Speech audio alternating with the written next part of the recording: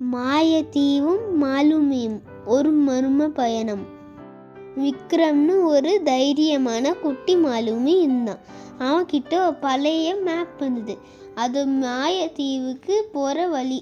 அங்கே ஒரு அதிசய பொருள் இருக்குன்னு அவன் கேள்விப்பட்டான். தன்னோட கப்பல் எடுத்துட்டு அவன் அந்த மாயத்தீவுக்கு புறப்பட்டான்.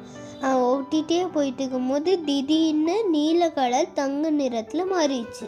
அங்கே ஒரு பெரிய திமிங்கலம் மெதுவாக மேலே வந்துச்சு.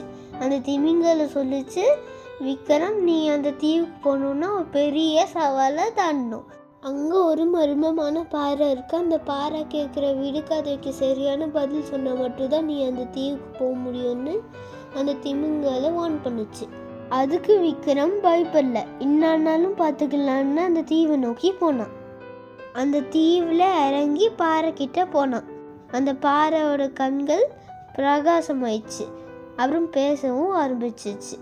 பயங்கரமான சத்தத்தோட, நில் மாலுமியே, என்னோட கேள்விக்கு பதில் சொல்லிட்டு போ அப்படின்னு சொல்லிட்டு அதோட விடுகதையை கேட்க ஆரம்பிச்சிச்சு.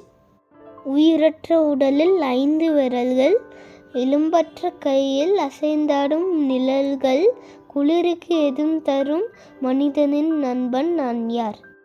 விக்ரம் யோசிச்சு பார்த்தான். விரல்கள் இருக்கும், ஆனால் உயிரில் என்னவா இருக்கும்னு. அதுக்கப்புறம் தான் அவனுக்கு ஆன்சர் கிடச்சிச்சு. அவன் ஆன்சர் சொன்னோடனே பாறை 2 ஓப்பன் ஆகி அவனுக்கு வழி விட்டுச்சு. உள்ளே போய் பார்த்தா அவனுக்கு ரொம்ப பிடிச்ச புத்தகங்கள்லாம் இருந்தது.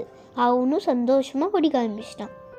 இந்த விடுகதையோட பதில் நம்ம அடுத்த கதையில் பார்க்கலாம். உங்களுக்கு இந்த விடுகதையோட பதில் தெரிஞ்சதுதான் நீங்களும் கமெண்ட்டில் சொல்லுங்கள்.